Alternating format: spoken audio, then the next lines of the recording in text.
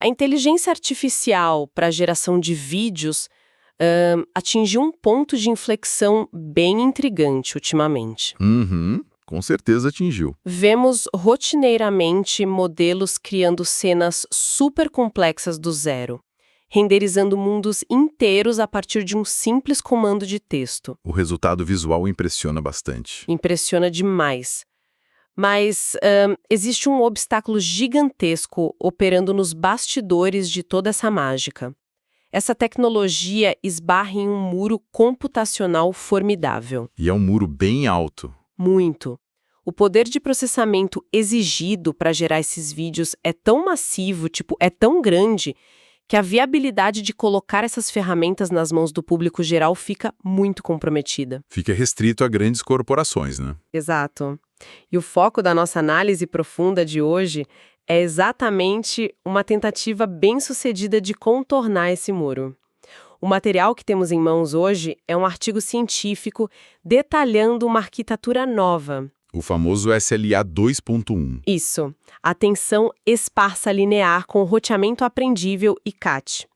A missão desse nosso mergulho é decodificar, passo a passo, como um grupo de pesquisadores conseguiu acelerar a geração de vídeos de IA de forma drástica. E o mais importante, sem perder a qualidade visual. Perfeito. Cortando o peso computacional, mas mantendo a integridade da obra. Eu estou muito animada para destrinchar isso. O que é fascinante aqui é o alvo exato dessa otimização.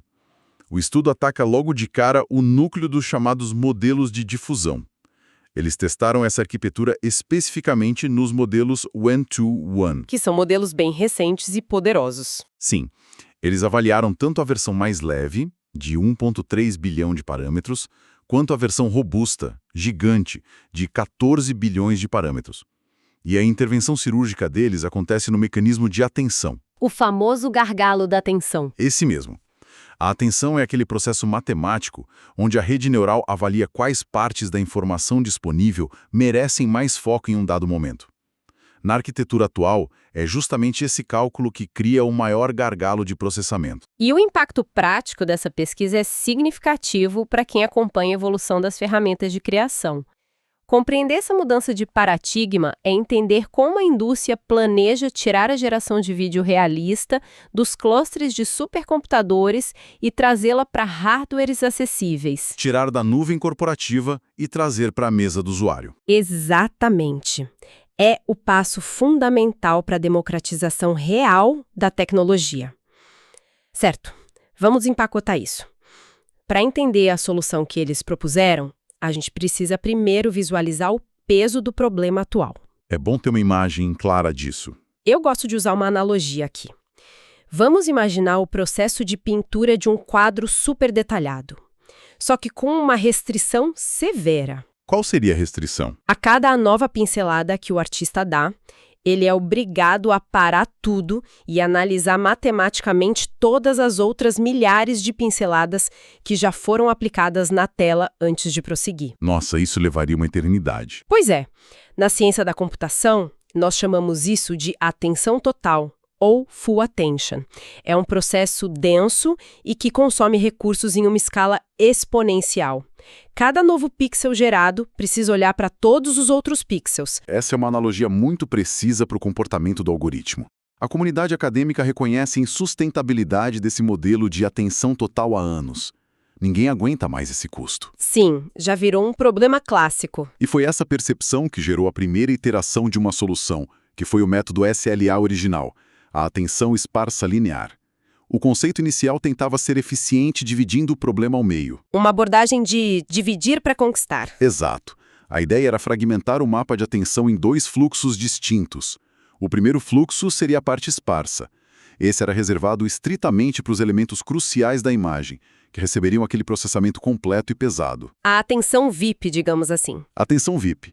E o segundo fluxo seria a parte linear, desenhada para processar informações de fundo ou de baixa importância usando uma aproximação matemática mais rápida e bem mais leve. A teoria de separar o sinal primário do ruído de fundo faz muito sentido. Mas, lendo a análise técnica retrospectiva que os autores desse novo estudo fizeram, fica bem evidente que o SLA original carregava falhas estruturais limitantes. Falhas bem graves, na verdade. Sim, os documentos classificam esses problemas em duas categorias principais, a L1 e a L2.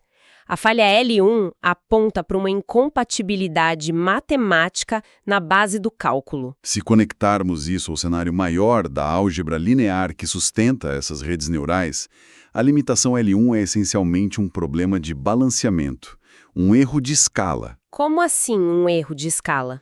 No método anterior, ao calcular a atenção esparsa, era necessário normalizar as linhas da matriz para que as probabilidades fizessem sentido.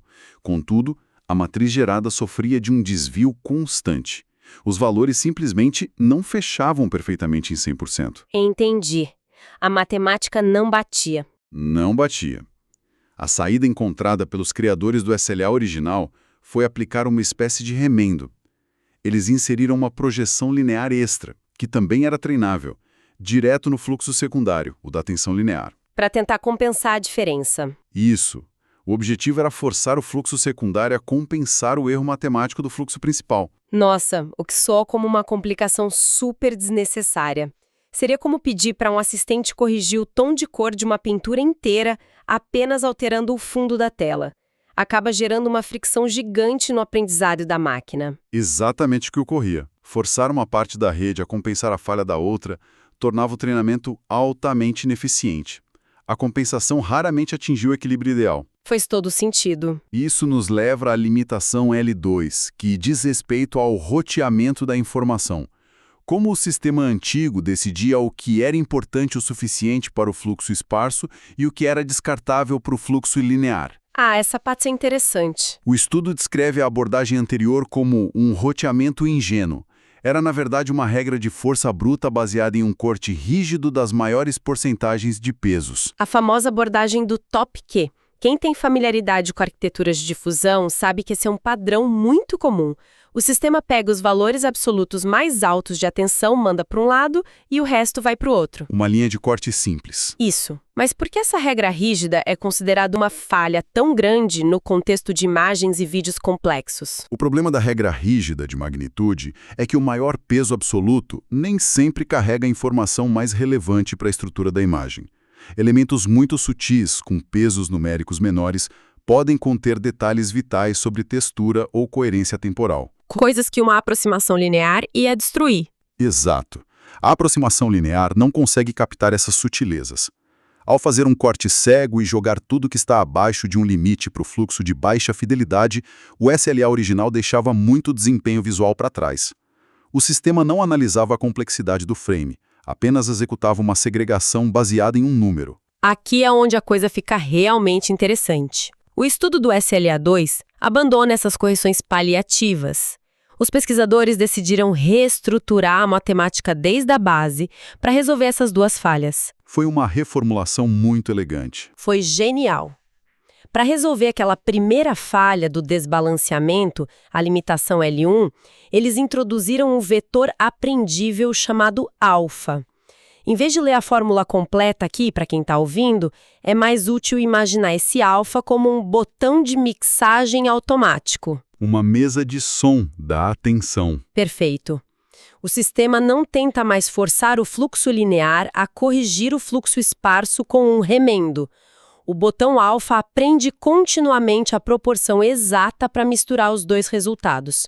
A equação foi reescrita de forma que o erro de escala é eliminado logo de cara. Tudo se mantém normalizado. Tudo em perfeito equilíbrio natural, sem remendos. E essa formulação elegante pavimentou o caminho para resolver a limitação L2, aquela do roteamento de força bruta. O corte seco do top Q foi substituído por um roteador inteligente. Identificado no artigo como a matriz R. Isso. Esse roteador não obedece a uma regra humana pré-programada.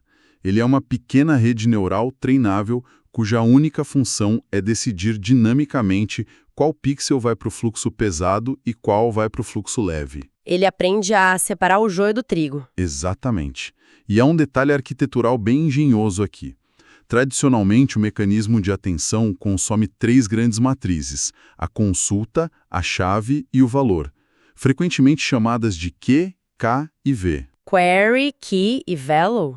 Isso, o novo roteador do SLA2 toma suas decisões analisando apenas as matrizes Q e K, ignorando a matriz V por completo. Espera, ignorar a matriz de valor completamente não compromete a capacidade do roteador de entender o contexto da imagem? Surpreendentemente não. A matriz de valor carrega o conteúdo final, sim, mas as matrizes de consulta e chave já mapeiam perfeitamente os relacionamentos e a importância espacial. Ah, entendi. É como se elas fossem um mapa. Exato.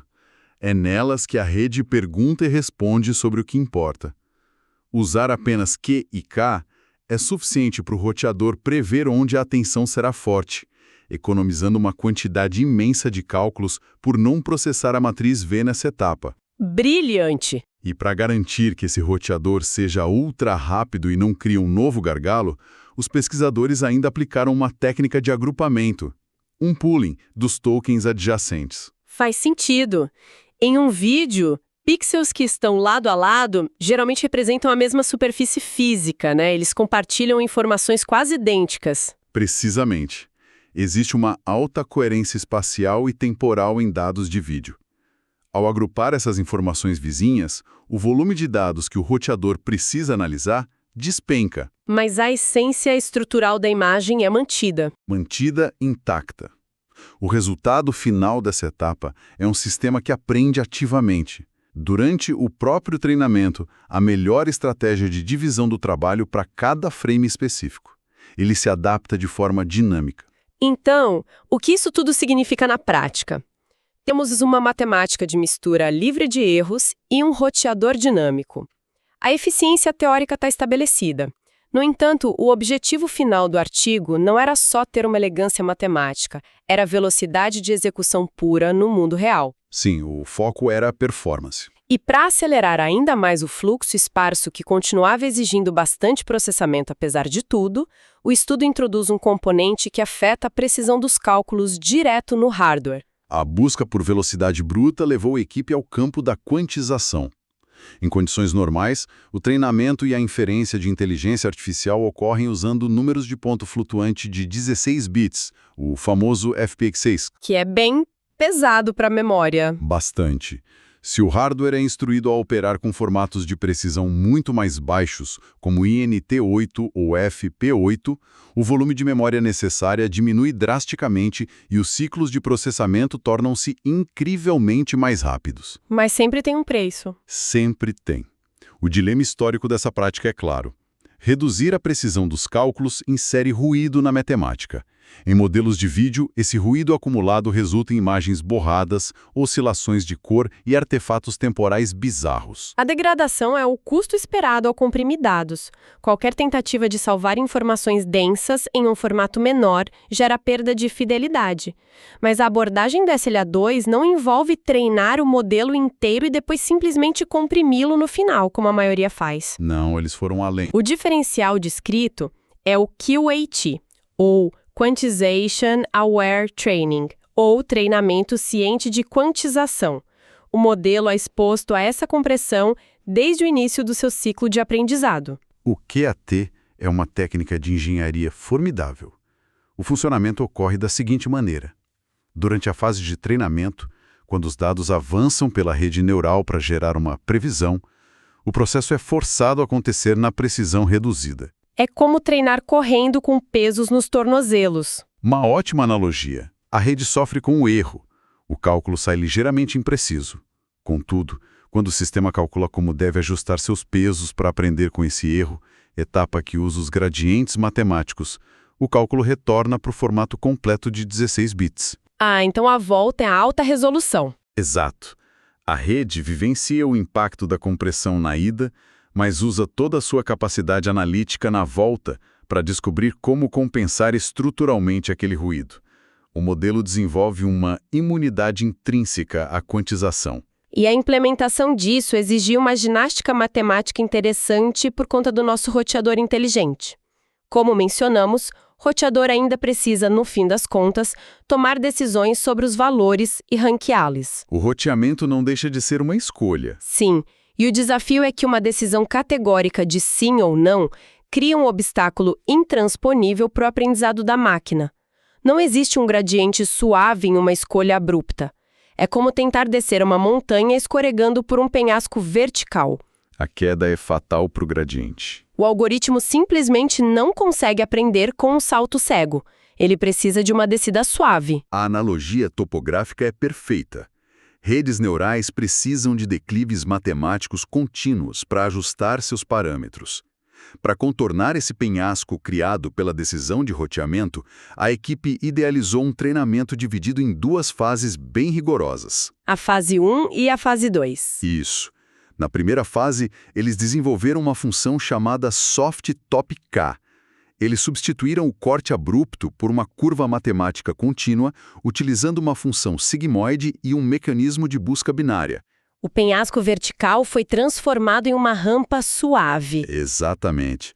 Essa rampa permite que a informação sobre os erros flua de volta pela rede normalmente, ensinando o roteador a tomar decisões sem quebrar o algoritmo de aprendizado. E uma vez que o roteador interiorizou a lógica de como separar os caminhos, o treinamento avança para a fase 2. Nessa etapa, a rampa suave é removida. O roteador passa a usar a regra rígida novamente. Priorizando o desempenho e a velocidade máxima. Perfeito. E o modelo de difusão inteiro passa por um ajuste fino integrado nessa fase 2. E é essa transição de treinamento que sustenta os dados empíricos apresentados no estudo. Ao analisar as tabelas de resultados e o desempenho em testes práticos, os números redefinem o que é considerado o estado da arte em aceleração de inferência. O contexto dos testes é um ponto de interesse que eu achei incrível. Os benchmarks não foram rodados em um cluster gigantesco e inacessível, mas em uma placa de vídeo de altíssimo desempenho voltada para o consumidor e estações de trabalho. A famosa RTX 5090. Ela mesma. É um hardware de ponta, claro, mas que existe na esfera de uso profissional comum, o que ilustra bem a ideia de trazer a tecnologia para mais perto da realidade. Os resultados diretos do método SLA2 mostram um alcance impressionante de 97% de esparsidade na atenção. 97% de descarte. Convertendo isso para ganhos práticos e contabilizando o custo extra da atenção linear secundária, tem-se uma economia computacional bruta de 96,7%. Significa que a arquitetura descarta quase a totalidade do processamento pesado, mantendo apenas o resíduo crítico. É uma faxina computacional. O impacto disso no hardware gera uma execução do kernel de atenção 18,6 vezes mais rápida em comparação com o Flash ATEM2. Que é o padrão atual da indústria. Exato. Bater o Flash ATEM2 por essa margem é surreal. E observando o impacto de ponta a ponta na geração de um vídeo completo, o ganho de latência salta aos olhos.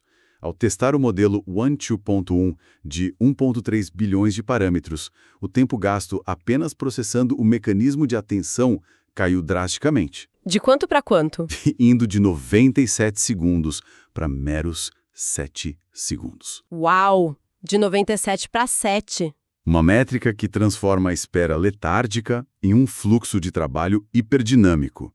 Mas, do ponto de vista analítico, a surpresa real no artigo não reside apenas nessa métrica de tempo. Tem algo mais chocante? O comportamento da qualidade de imagem desafia a intuição técnica primária de qualquer um. Sim, é questão da degradação visual. A premissa lógica dita que, se você extirpa quase 97% dos cálculos focados nos detalhes de uma cena, o resultado inevitavelmente sofreria perdas graves de definição. Essa seria a expectativa padrão para qualquer compressão agressiva.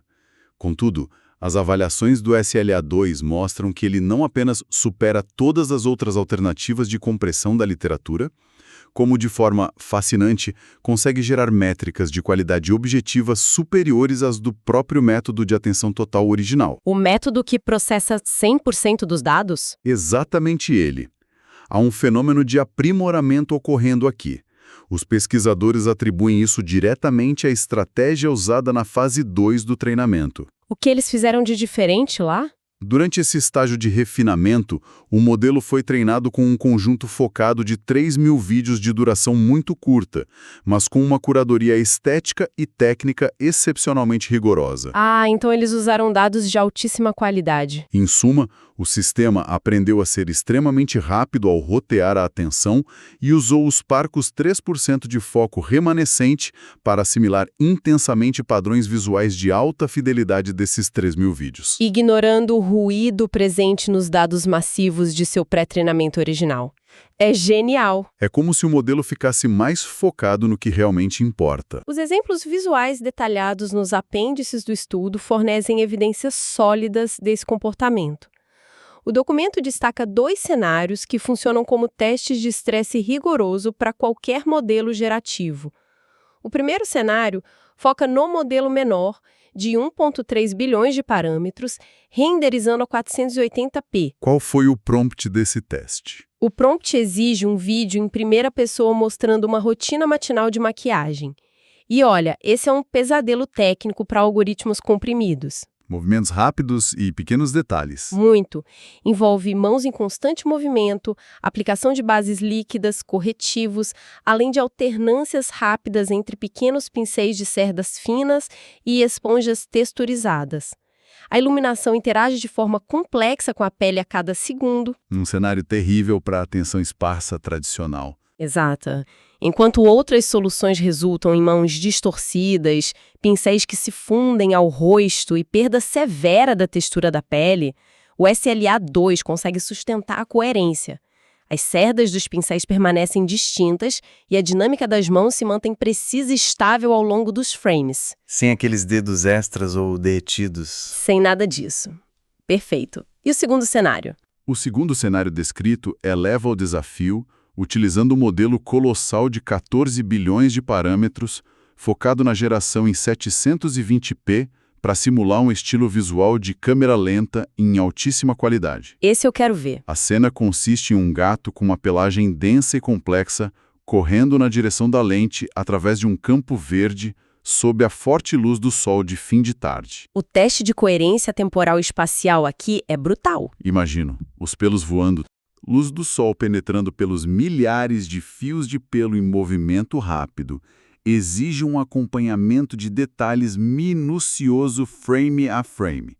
O relatório aponta que o SLA2, descartando 97% dos cálculos de atenção, gerou o vídeo do felino com ausência total de degradação visual perceptível. Isso comparado com o modelo base. Comparado lado a lado com o método de atenção total, que demandou um tempo consideravelmente maior de processamento para entregar exatamente o mesmo resultado. É impressionante. A consistência e a capacidade de manter esse nível de detalhe extremo ilustram super bem o impacto desse novo modelo matemático. Muda o jogo da inferência. Para consolidar as informações abordadas hoje, para quem está nos ouvindo, a arquitetura do SLA2 se afasta totalmente das otimizações incrementais clássicas. Não é só um tapinha no código. Não mesmo.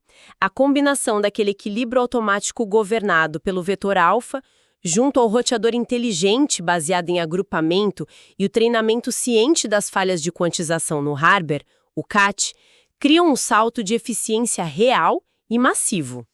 Um salto que quebra barreiras.